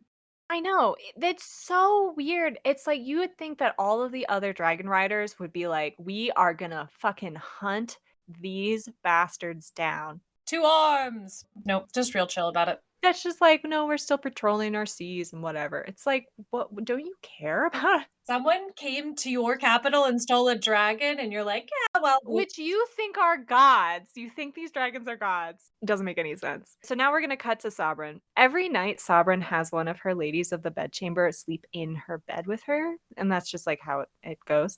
And she chooses Ede to be her bedfellow. And then she's like, hey, I never wanted to marry. I never wanted to be pregnant. And he's like, okay. And then like kind of watches her, and there's some longing there. Her pregnancy is then publicly announced, but she's really battling a really deep, deep depression. Sabrin, not Ede, because she just feels like everyone she gets close to gets killed because her mom. And there's also like another lady who dies. Oh, yeah. But that, like, she dies in her sleep. Oh, no. No. What happened is literally someone sleeping next to Sabran dies, just to really like. Yeah. Yeah, throughout this, we don't talk about it, but Sabran is saying some dark stuff, and he's like, hey, man, it's fine. You're doing your best job. And Sabran is like, really? And he's like, yeah. Like, Sabrin says, like, I'm going to name my child Sylvan because that's where Llewellyn died. And they're like, don't do that. And she's like, well, what do you think, Ede? And Ede's like, you probably shouldn't do that. And then later she's like, Ede, why didn't you stay in my corner? And Ede's like, do you think that that would be good for your kid?" And she's like, "Well, I guess you're right." She's, like, very listless at this point. Eve goes to see Trude, who has confessed that she wanted to scare Sabran into making this alliance, but she tells Eve that there are these alchemical texts and this comet and this connection to the dragons of the East, which we already all know all this information because of that huge exposition dump with Tani. So, like, we get it all again. It's here because Eve needs this information because Eve doesn't have it because she's in a part of the book. But that's not a good reason to put something on screen. That night, Eid and Sabran sleep together for the first time, Ooh. and it's a very good scene. It's actually really, like, beautifully and poetically written. But Eid is then woken by her dragon sense, and a fleet of wyverns are approaching and being led by a high western with that is white with green eyes. They don't have any records of high westerns not having, I think, those, like, glowing red eyes, so they're like, "Who is this? Is this a new high western? What is this?" The Knights of the Body try to move the queen to safety, but the dragon shoots a barb at her. Eid is also, like, doing some cool arrow shit with these magic arrows. This is like a good fight scene because he's blowing fire. And then the barb thing kind of threw me. Maybe I just wasn't reading weird. It was kind of a weird I scene. think the dragon, like, I don't yeah, it is kind of unclear. So Eid runs to Sabran, and she's curled up on her side. Wait, can I just say one more thing? That Eid's like so cool in this because they're just shooting a bunch of arrows. And then Eid's like, I know the specific place that I have to put an arrow. So she like parkours her way around the castle to like shoot the guy in like the one spot. Well, it's a female dragon. So the one lady in the one spot. She's also using these special arrows that have, like, magic in them, so when she swipes them through snow, they become really cold, so they, like, freeze the inside of the dragon, so they're more effective than regular arrows. Cool scene. Yeah, Sabran's stomach is punctured, and she loses the baby. She's told that she's never going to be able to have another child, and she really, really delves into a deep, deep depression. But thankfully, Eid is there. There's a really lovely scene where Sabran is described as still like kind of visibly pregnant. They talk about her milk coming in earlier, which is just heartbreaking. So she goes through this surgery that's like gonna waylay her for at least a year. They say she can't hunt for a year.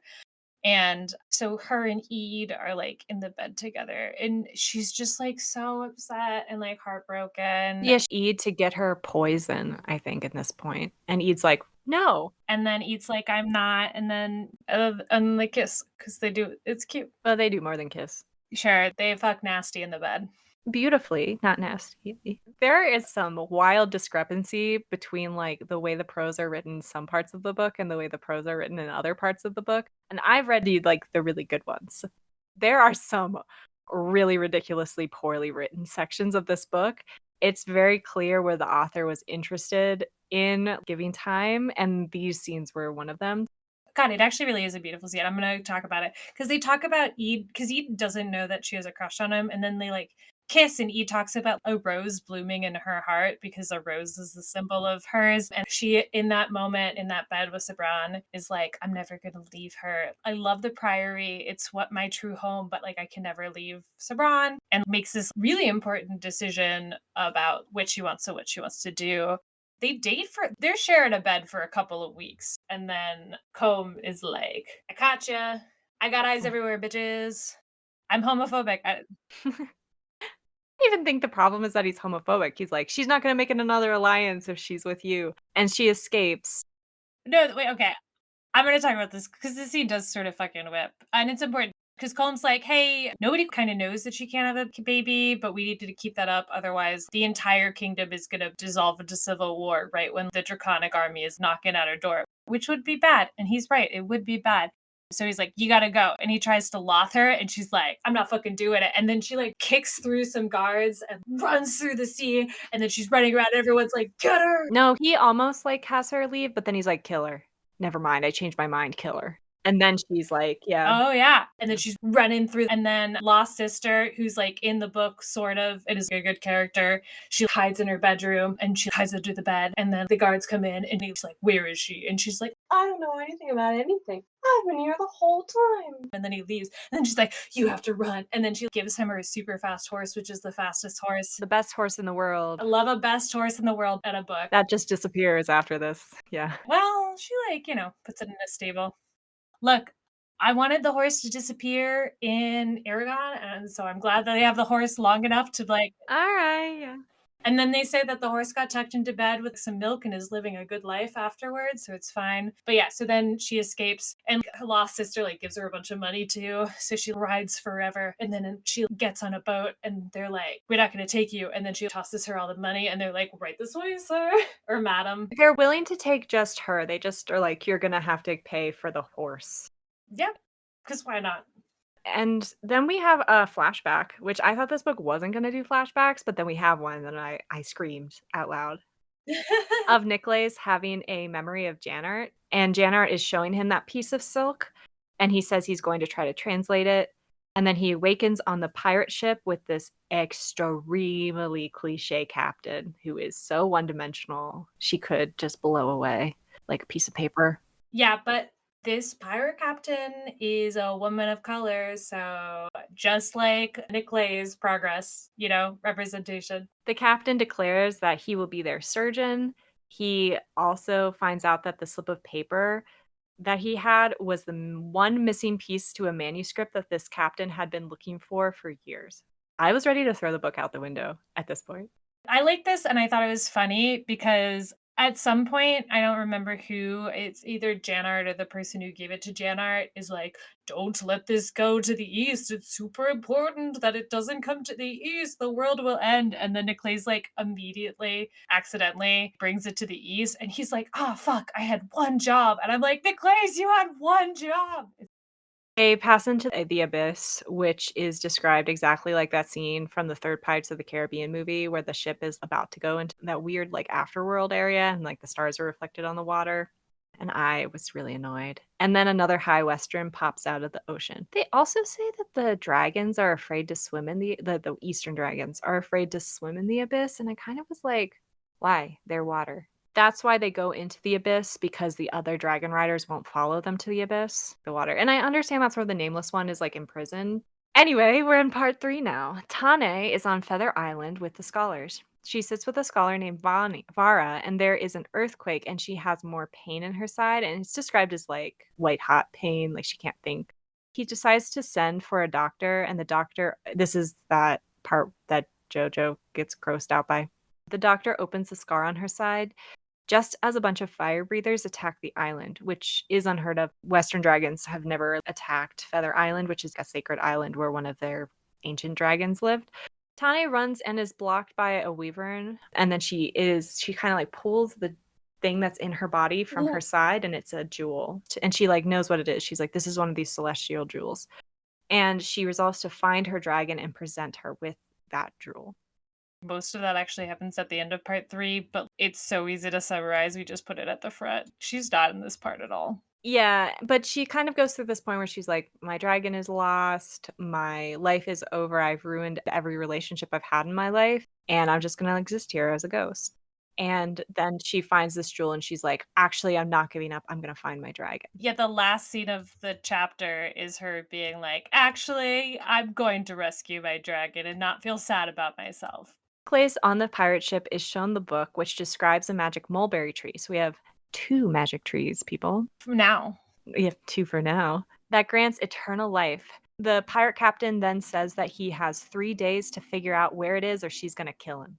He somehow realizes that this is a star chart, which these pirates would be using star charts. And in fact, a pirate gives him a star chart for him to reference.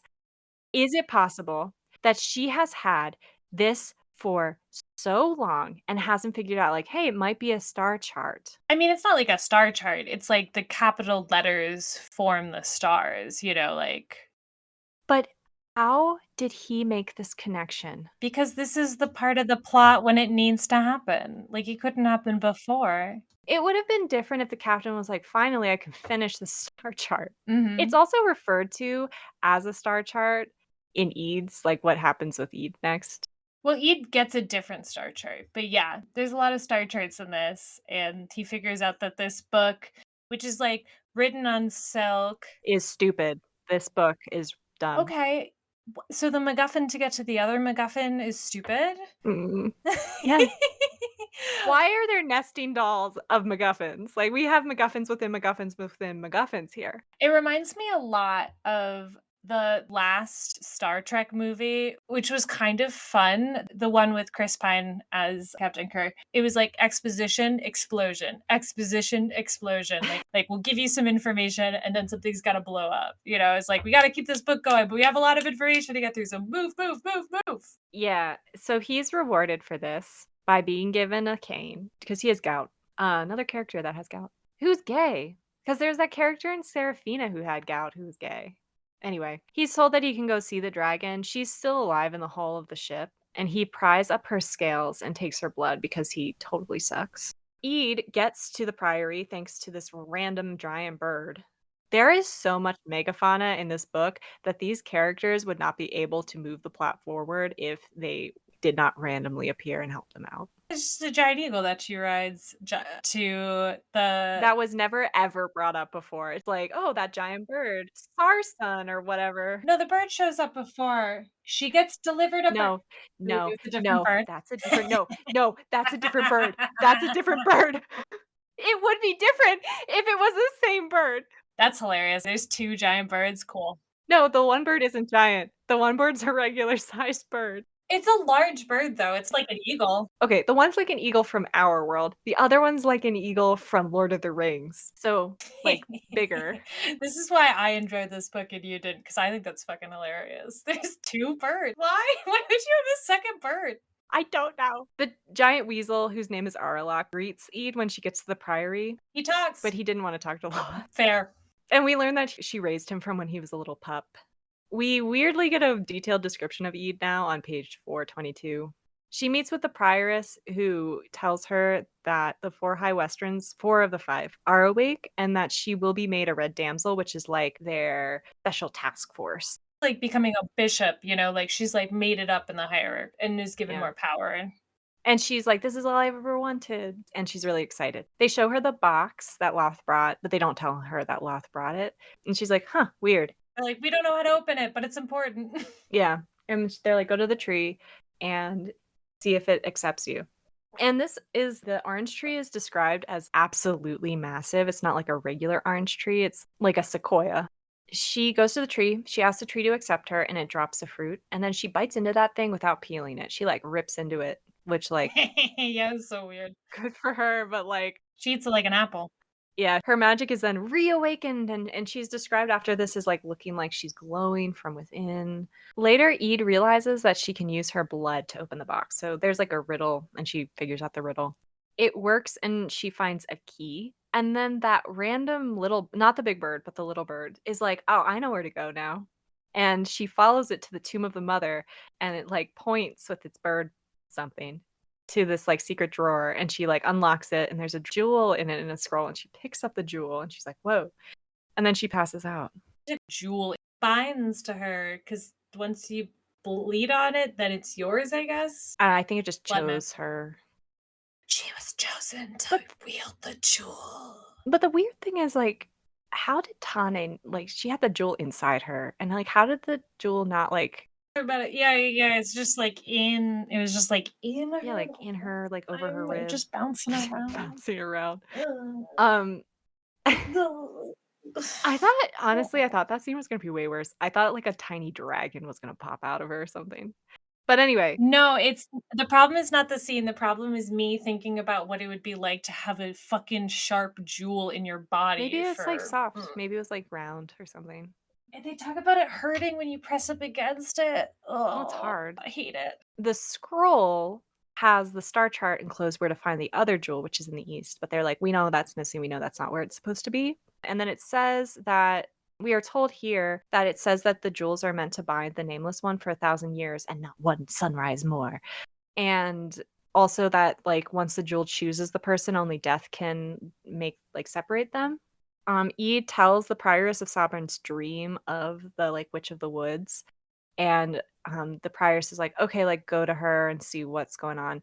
And then we like also learn that Kaliba, who's the witch of the woods probably kill Eid's mother, or like she's been told that she killed her mother, because we have a lot of dead mothers in this also. The reader does not be like, yeah, it's totally Kaliba. Eid's like, oh, by the way, my mom was killed under mysterious circumstances, and Kaliba was like hanging out, and people were like, it has to be her because a sister would never kill another sister. Wink, wink, wink, wink, wink. Yeah. Yeah, like our society is perfect and pure, unlike all of the other ones, and we would never abuse our power in any way. So it has to be this outsider who says she did do it. And that's what we said before, that it was kind of funny for Eve to be like, wow, these people are like programmed by a cult. And then she's like, anyway, back in my cult where I believe everything they tell me. It's kind of cute. So Eid takes Arlok to Kaliba and he waits for her outside her bower. This is where we hear about like the Starin and the Sidon. She also tells Eid that she's the one who forged Ascalon, which is this magic sword that was used to wound the Nameless One, and that it was made of both Sidon and Starin. This is where they introduce a third tree. So at first I thought the mulberry tree was just a mistranslation of the orange tree. I did too. But like I said, book's not that smart. We find out that there is the orange tree and then the mulberry tree, which she knows about. And then there's a third tree called the chestnut tree, but it only produced one fruit and she ate it. Oh, no, it was a hawthorn tree. But so the mulberry tree is introduced, and I was like, oh, like maybe they also represent those two sides of the magic. No, there's like a random third tree.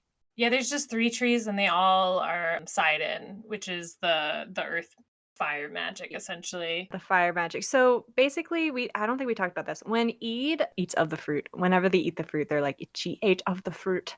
It allows her to control and create fire, and she can control and create 3 different kinds of fire. So one is normal fire, another one is mage fire, which can dispel illusions, and the third is draconic fire, which is that red fire. Sidon and Starin attract each other, but like Sidon and Sidon really attract each other, Yeah. which is why the worms and the Priory tree are kind of like button heads, but like interconnected.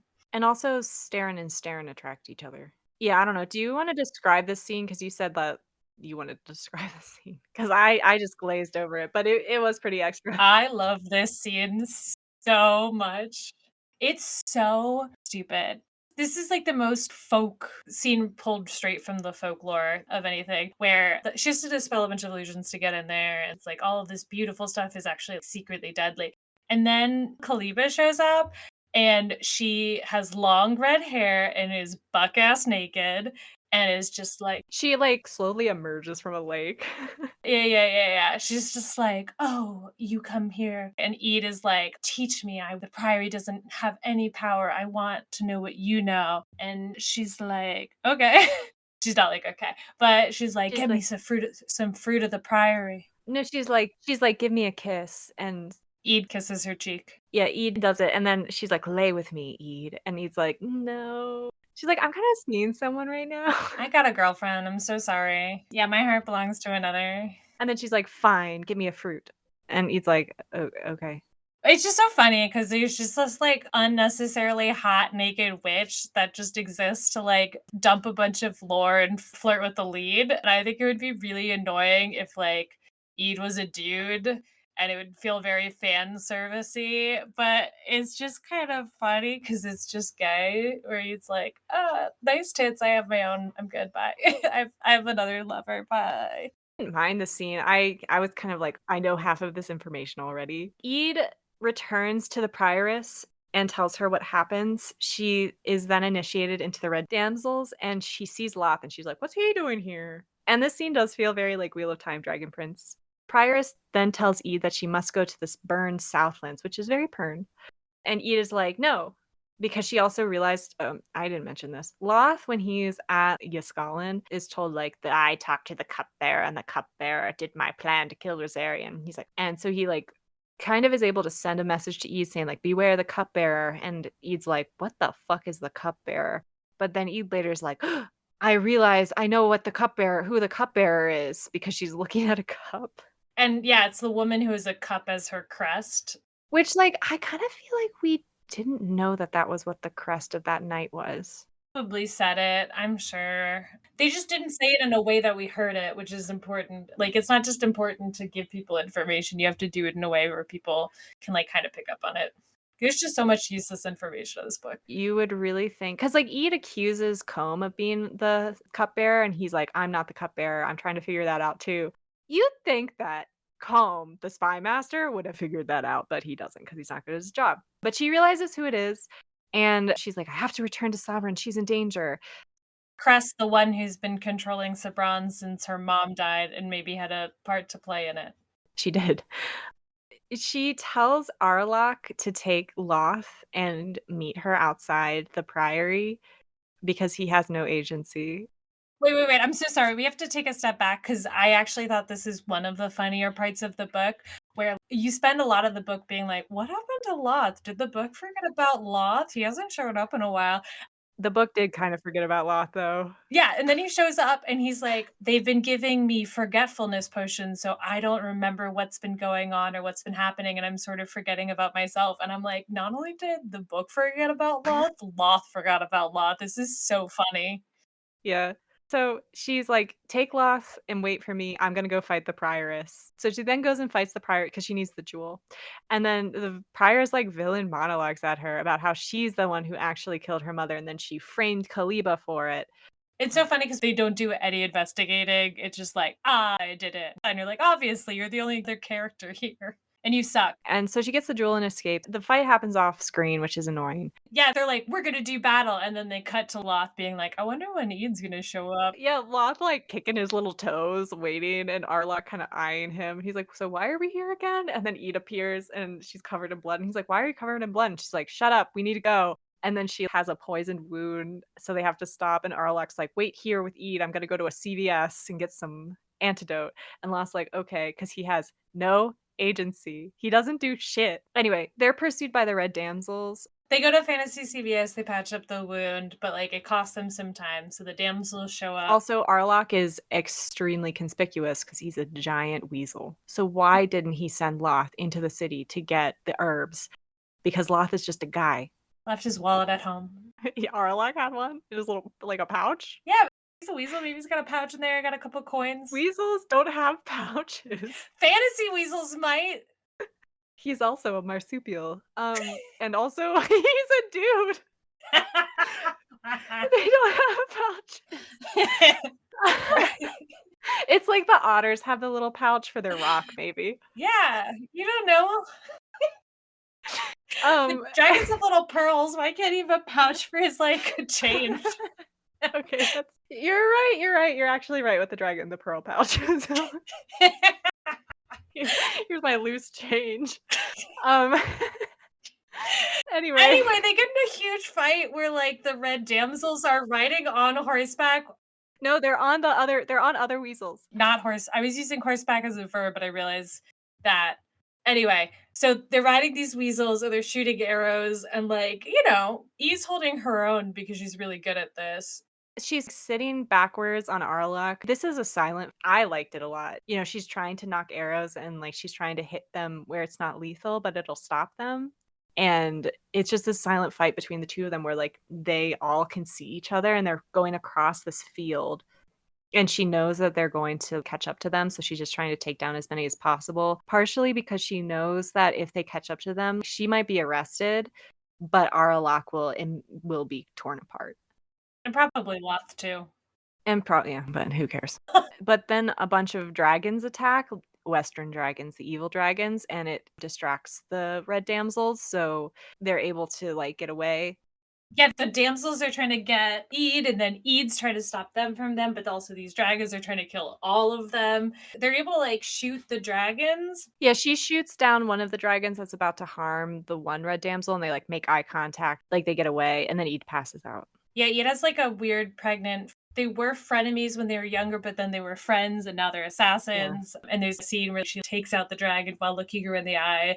And it's just like, I respect you. And she's like, I respect you too. But she passes out and then she wakes up there on the coast. So that's the end of part 3. So we are going to pick up on the plot in our next episode. So wait for that. But I don't know. Do you want to talk about our thoughts so far and then we can end it? Sure.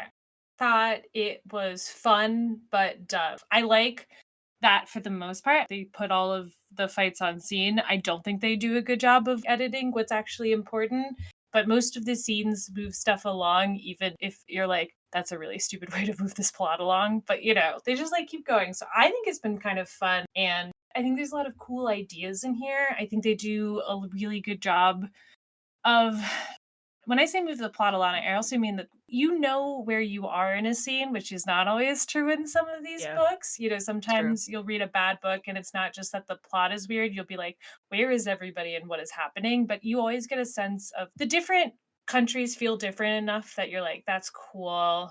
There's a lot of different types of characters in this book. I'm meant like racially. There's like a good makeup, which is interesting. So it feels like a full Yeah. world. Like Loth is black. He's written as a black character. Eid is like obviously Middle Eastern. And then Fane is obviously Asian. So there is like, yeah, some diversity in Sabron's white. She's a white girl. Yeah, she's trying though. I feel like if this was 300 pages shorter, it would have been like a really fun romp. But the problem is that the plot just dwells on things that do not matter and introduces characters who do not matter, like Kit. And then there's a character named Amran who doesn't matter, and a character named Tarosa who doesn't matter at all. So why are we wasting time on these? Like, it should have been edited out in like a later draft. And I also have a lot of trouble when random chance is involved as heavily as it is, especially when the random chance could have been resolved really easily and written really easily in a way that didn't just feel like coincidence. Like Nick Clay's stepping on Tane's boot. He could have seen her because she's a pretty public figure, like at an event with her dragon. Or the fact that he like immediately stumbles into his friend. It happens to all the characters, like Aralok randomly stumbling upon Loth. How did he do that? They were in the middle of the wilderness in the middle of nowhere, and he's able to like save Loth. It makes no sense. It is so frustrating. Eid has the most control over her own storyline, and Tane to some degree does, but it like the random chance of like running into Sybil kind of like dooms her storyline. But yeah, I mean, just like Nicolaus is a bad character. Yeah, his plot is so frustrating. Yeah, Yeah, and then I've talked about why like the lack of foreshadowing, and that was just so frustrating where I'm like, okay, this random thing is being brought up like 200 pages into the book, and then at one chapter later it becomes relevant. yeah, I understand them like being like, hey, here's the thing, it's gonna come up later. So there is a little bit like you get the flow of the book. It's not quite like in Pern where they're like, we're introducing a thing It now. feels I thought it felt a lot like Pern, where they're, like, immediately shooting the Chekhov's gun constantly. I actually felt like it was like that a lot. They're shooting the Chekhov's gun in the next scene, not in that exact scene. I don't know, there are a lot of similarities to Pern in this book with the comet is the long-haired star, and it brings power to the dragons, where there's the red star in Pern, which is an evil thing, and in this book, it's, like, a good thing. But that did remind me of Pern, the southern continent being this wasteland because of what happened with the last time there was this giant cataclysm between good and evil, is like the southern continent in Pern. I do actually like the second half of the book better, I have to say. There were still a lot of frustrating parts for me, but the plot has more movement and the author is better able to interlace the plot lines. It still struggles, but it's a little bit better. There are still some extremely I would rip out my hair.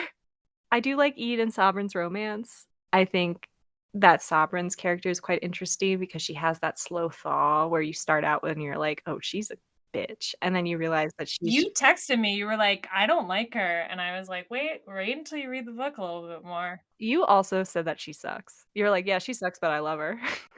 So she goes from, like, annoying royal to, like, wet dog energy, so she sucks the whole time, but I like her a lot. You at first think, she's closed off, but then you realize that she's closing herself off to keep herself from being hurt, and she has that, like, weight of the throne on her shoulders, and it weighs really heavy on her. That is well written, and that is really well done, and I feel like the whole book was that, it would have been really, really good.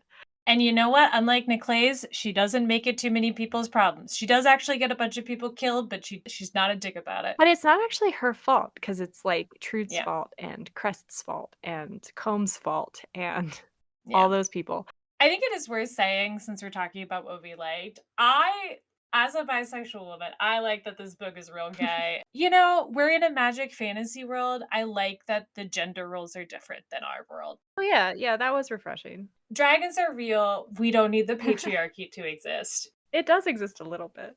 Yeah, and it does exist in some worlds more than others, but most of the royals we see are queens. Yeah. And it's just, oh, this is just a different society with different gender Yeah. roles. And that's fun because it's something else to play with. Yeah, it was nice to see that. I agree. Again, the best part of this book was Eden Sovereign's romance. Other than maybe the dragons. Mhm. I did really, really like the dragons.